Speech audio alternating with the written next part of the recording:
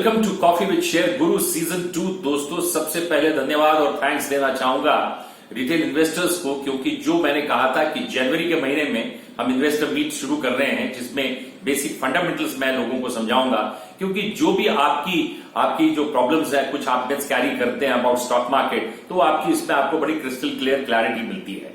तो जो सबसे पहला प्रोग्राम हमने जो बॉम्बे में किया वॉज अ ग्रेट सक्सेस। काफी लोगों ने उसको सराहा और काफी लोगों को उसको पसंद आया। तो इसी तरह दोस्तों, अब आने वाले रविवार को हम कार्यक्रम कर रहे हैं कोल्हापुर में, और उम्मीद करता हूं कि ज्यादा से ज्यादा लोग इस प्रोग्राम को अटेंड करें। कंप्लीट डिटेल्स प्रोग्राम के इसमें दिए हुए हैं कि कहां पे उसका वेन्यू है, और सुबह से लेकर शाम तक होगा। और कंप्लीट फंडामेंटल्स की कैसे बैलेंस शीट को रीड किया जाता है, फंडामेंटल्स को कैसे हम जाने, और ये कैसे पता चले कि जिस कंपनी में आप निवेश कर रहे हैं कि उस जो पैसा आप निवेश कर रहे हैं वो बिल्कुल आपका सेफ एंड साउंड है। तो इसलिए उम्मीद करता हूं कि ज्यादा से ज्यादा लोग इस प्रोग्राम को अटेंड करें। एंड ये एक ऐसा प्रोग्राम है जिसमें you can educate yourself very well. तो जितने भी आपकी प्रॉब्लम्स है ये सारी आपकी सॉल्व हो जाएंगी। दोस्तों, अब बात करते हैं इस हमारे आज के प्रोग्राम में आईपीओ के बारे में। आपने देखा दोस्तों कि आईपीओ जब आते हैं कि 2018 में भी मार्केट बड़ा सबड्यूड रहा। जो कंपनीज के आईपीओ आए उनकी जो वैल्यू थी उससे नीचे है। अब 2019 में भी कुछ अच्छे ऐसे आईपीओ आएंगे, ये कारवां चलता रहेगा। तो रिटेल इन्वेस्टर्स कौन से कंपनीज के आईपीओ को सब्सक्राइब करें, उसमें अप्लाई करें, ये सबसे बड़ा विषय है। तो यहां पे मैं कहूंगा कि 2019 में जो कुछ अच्छे आईपीओ जो मैंने कुछ आइडेंटिफाई किए हैं वो है Polycab India, Metropolis health care limited, Muthoot micro finance, Bharat hotels, उसके बाद फिर पांचवा है हिंदुजा लेलैंड फाइनेंस लिमिटेड, और उसके बाद बाबा रामदेव जी की कंपनी पतंजलि आयुर्वेद। तो दोस्तों, सबसे पहले बात करते हैं कि ये आईपीओ जो आ रहे हैं, इन कंपनीज को आइडेंटिफाई करने के क्या उसके प्लस और क्या माइनस पॉइंट्स हैं। सबसे पहले तो ये कहूंगा कि दोस्तों, जब कोई कंपनी शुरू करता है, अपना बिजनेस शुरू करता है प्रमोटर, तो सबसे पहले स्टेज में वो आईपीओ नहीं ला सकता। सबसे पहले तो उसको ये डेमोन्स्ट्रेट करना पड़ता है कि yes, I have brought up a company to particular level. तो जैसे मैंने कहा कि स्टार्टअप्स में भी जब प्राइवेट इक्विटी अपना पैसा शुरुआत में डालते हैं, तो अगर शुरुआत में डाले तो उनको लो वैल्यूएशंस पे वो मिलते हैं। लेकिन जब वो कंपनी वेल एस्टैब्लिश हो जाती है और उसके बाद अगर प्राइवेट इक्विटी आता है तो उसके बाद उनकी वैल्यूएशंस बढ़ जाती है। That means they will have to buy that equity at a very higher value. तो जैसे मैंने कहा कि आप स्केल अप करते हैं, उसी तरह ये जो नॉर्मल बिजनेसमैन होते हैं जब लोन्स लेते हैं, अपना पर्सनल मनी डालते हैं, अपने पैसा फ्रेंड से लेते हैं, रिलेशन से लेते हैं, बैंक रोल करते हैं, तो यहां पे आपको इस बिजनेस मॉडल को एक पर्टिकुलर लेवल पे लाना पड़ता है। आपको ये डेमोन्स्ट्रेट करना पड़ता है कि I have successfully brought this company, और मेरा कुछ अच्छा प्रॉफिट है, और ये मॉडल जो मेरा बिजनेस का है ये सस्टेनेबल है। तो जब आप इस लेवल पे आ जाते हैं तो उसके बाद फिर आप सेकेंड स्टेज पे आते हैं कि आपको कैसे इसको रेज करना है कैपिटल, और आपको अपना जो बिजनेस है इसको कैसे स्केल अप करना है। क्योंकि अगर आप उसको स्केल अप नहीं करते हैं, ग्रोथ नहीं आती है, तो फिर वहां पे आपकी स्टैग्नेशन आ जाती है।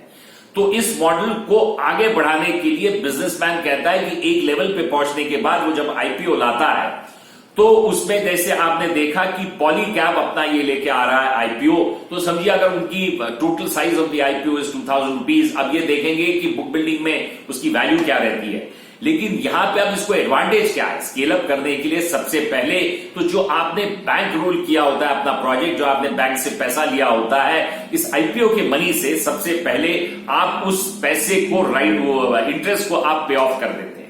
जब आप इंटरेस्ट को पे ऑफ कर देते हैं तो इंटरेस्ट की एक लटकती तलवार आपके सिर के ऊपर से निकल जाती है। बैलेंस मनी आप यूज करते हैं एक्सपेंशन के लिए। तो यहां पे जैसे मैंने कहा कि ये अगर आप ऐसा करते हैं तो यहां पे सबसे बड़ा एडवांटेज क्या है। सबसे बड़ा एडवांटेज दोस्तों ये है कि जो पैसा आप लेके आते हैं वो आपको बड़े चीपर रेट पे मिलता है। और यहां पे जब आप आईपीओ का पैसा लाते हैं तो चीप इसलिए है कि कंपनी जब प्रॉफिट करती है तो ही डिविडेंड डिक्लेयर करेगी, अगर प्रॉफिट नहीं है तो आप डिविडेंड नहीं डिक्लेयर करेंगे। तो सबसे पहले तो आपको ये पैसा बड़े चीप कॉस्ट पे मिलता है। सेकेंडली, जो आपने बैंक रोल किया होता है वो बड़ा, जो पैसा आप लेके आए होते हैं कैपिटल, वो बड़ा हायर कॉस्ट पे होता है। तो सबसे पहले हायर कॉस्ट के इंटरेस्ट को आप रिटायर करते हैं, और उसके बाद फिर आप वो पैसे से एक्सपेंशन भी करते हैं। तो यहां पे आपको डबल इफेक्ट मिलता है कि सबसे पहले तो आप उस डेट को रिटायर करते हैं जो पैसा आपको बड़े लो कॉस्ट पे मिला है, और जो हायर कॉस्ट पे आपने जो पैसा लिया आप उसको रिटायर कर देते हैं। उसके बाद सेकंड ये होता है कि जो बैलेंस मनी होता है that can be use for expansion, और एक्सपेंशन करने के बाद आपका बिजनेस मॉडल बड़ा सस्टेनेबल हो जाता है और आप अपने ऑपरेशंस को स्केल अप करते हैं। तो दोस्तों यहां पे मैं कहूंगा कि Polycab India has been a brand in India, जहां पे आपने उनके देखे कि जो प्रोडक्ट्स आप बनाते हैं, वो केबल्स बनाते हैं, इलेक्ट्रिकल केबल्स बनाते हैं, वायर्स बनाते हैं, और उसके बाद फिर उन्होंने बाकी के भी प्रोडक्ट्स में, इलेक्ट्रिकल प्रोडक्ट्स में भी वो गए, जैसे सीलिंग फैंस हैं, और यहां पे बड़ा एक प्रोडक्ट मिक्स आपको मिलता है, तो बहुत बड़ा मार्केट है ये। तो यहां पे मैं कहूंगा कि this company in fact which is been promoted by the promoter and he has manage this company in a very good way. तो मैं यहां पे ये कहूंगा कि यस, पॉलीकैब इंडिया का जो शेयर है वो रिटेल इन्वेस्टर को बाय करने के वर्थ है। सेकेंड कंपनी दोस्तों बात करते हैं अब हेल्थ सेक्टर में। हेल्थ सेक्टर की कंपनी है Metropolis India. Metropolis health care में आपने देखा दोस्तों, hospital make a very important role in your life, क्योंकि जब आदमी बीमार पड़ता है तो कोई भी आदमी प्रेफर नहीं करता है कि वो म्युनिसिपल हॉस्पिटल में जाए, वो हमेशा प्रेफर करता है कि किसी प्राइवेट हॉस्पिटल में जाए। It is a super speciality hospital, और सुपर स्पेशलिटी हॉस्पिटल में जब आप जाते हैं, आपने देखा कि आजकल कॉम्प्लेक्स डिजीजेस हैं, तो यहां पे जब आप डायग्नोस्टिक करते हैं, अपनी कुछ इन्वेस्टिगेशंस करते हैं, तो यहां पे diagnostics plays a very important role. Now this particular sector, ये जो सेक्टर है, this is also fast growing. तो यहां पे कुछ कंपनीज हैं जिन्होंने अर्ली इसमें आए। आपने देखा डॉक्टर पाथ लैब आई थी, डॉक्टर लाल्स पैथोलॉजी लैब, उसका आईपीओ आया, बड़ा सक्सेसफुल रहा। That company is also doing very well. Metropolis is also a very well established company, they were also the early ones to get into this business. और जो main promoter है, उनकी जो बेटी है, वो भी बड़ा एक्टिव रोल उसमें परफॉर्म कर रही है।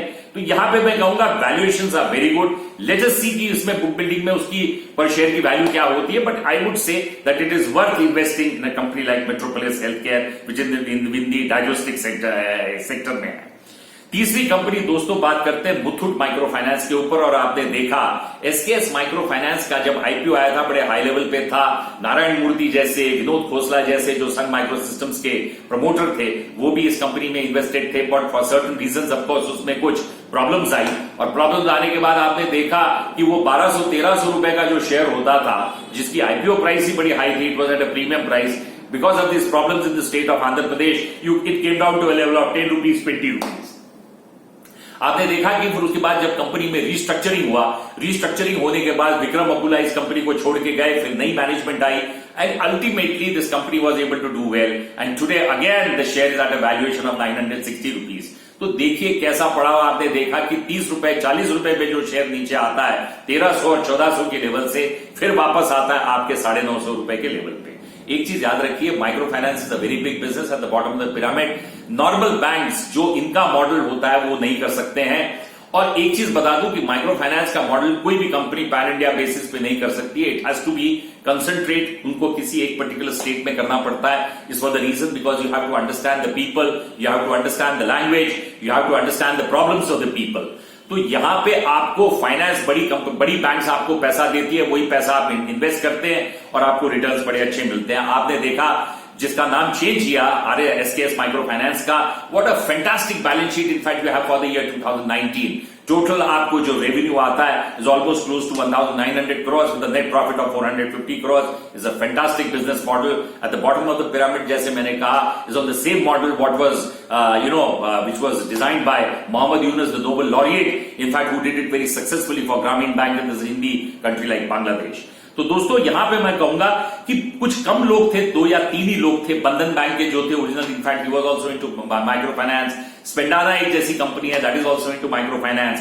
तो यहां पे मैं कहूंगा कि मुथूट का ऑलरेडी वेल एस्टैब्लिश्ड नेम है। आपने देखा कि जिस तरीके से उन्होंने गोल्ड में वो डीलिंग करते हैं और उसके बाद उसके ऊपर आपको लोग उसके ऊपर पैसा रेस करते हैं, तो this has been a very successful model by Muthoot. तो यहां पे कहूंगा कि Muthoot micro finance is also going to be a very successful model as far as this particular sector of micro finance is concern.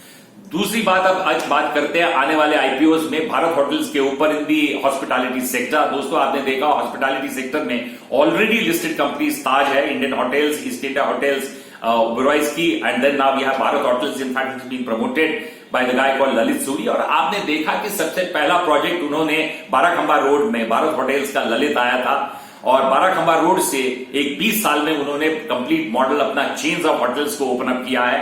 And today of course I mean Lalit is also got a chain.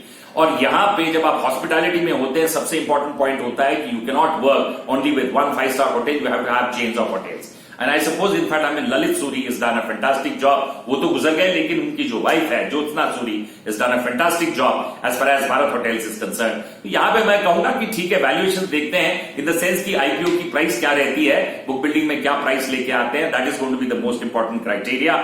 और यहां पे मैं कहूंगा कि yes, they have been able to build a very good brand the Lalit. दूसरा बात करते हैं दोस्तों, फिर आते हैं फाइनेंस के ऊपर. NBFC company Hindustan Leyland finance limited from the house of Hinduja. आपने देखा अशोक लेलैंड का performance is one of the fantastic as far as commercial vehicles are concern. और यही प्रोजेक्ट में जब आप फाइनेंसिंग करते हैं तो वही प्रोजेक्ट बड़ा सक्सेसफुल हो जाता है. तो यहां पे कहूंगा Hinduja Leyland is also worth investing in the IPO. Last बात करते हैं, not the least of course, is Ramdev Baba ji की पतंजलि के ऊपर. दोस्तों आपने देखा a company in fact which started off from Haridwar, और हरिद्वार से जो लंबा सफर उन्होंने तय किया और 10 से 12 साल में जो उन्होंने सफर तय किया और जहां पे उन्होंने क्लॉक किया a turnover of 18,000 to 20,000 crore is an amazing story. एक बहुत बड़ी सक्सेस स्टोरी है the way he has done it. और अब तो ये केस स्टडीज इवन आईएम्स में भी पढ़ाई जाती है कि the way successfully Baba Ramdev created this company along with Balakrishnan. तो यहां पे मैं कहूंगा कि इनका भी जो आईपीओ आ रहा है इट्स वेल पोजीशन, सारे ब्रांड्स उनके पास है और कंप्लीट प्रोडक्ट मिक्स है और यहां पे बड़ा अच्छा मार्केट शेयर है. They are expanding in a very big way. India is got a mass population and आप जितने भी प्रोडक्ट्स इसमें आप ऐड करेंगे उतने ही कम है, because you have a huge population जो ये सारे आइटम्स कंज्यूम करती है, राइट फ्रॉम आटा टू नमक टू सौ की मसाले और हर चीज. अब आप उसमें च्यवनप्राश लें या बाकी के कुछ प्रोडक्ट्स लें या उसमें आप नूडल्स ले लें, तो ये सारे ही प्रोडक्ट हैं जो लोगों को रोजमर्रा के लिए लगते हैं. तो I suppose this is also going to be one of the fantastic companies जहां पे इनका ऑपरेशन बहुत बढ़िया है. इन्होंने भी अपने आप को स्केल अप किया है और आगे स्केल अप करने के लिए जैसे मैंने दोस्तों कहा कि आप ये आईपीओस लेके आते हैं. सबसे पहला इसका जो सबसे ड्यूल इसका बेनिफिट है कि एक तो आप इस अपने ऑपरेशंस को स्केल अप करते हैं, जो आपके पास एग्जिस्टिंग डेट है आप उसको रिटायर करते हैं और लास्ट में बचे हुए पैसे से आप अपने बिजनेस को एक्सपैंड करते हैं. तो दोस्तों यहीं पे इस एपिसोड को समाप्त करते हैं. 20 तारीख को जरूर मिलेगा कोल्हापुर में. I will wait for you. Thank you.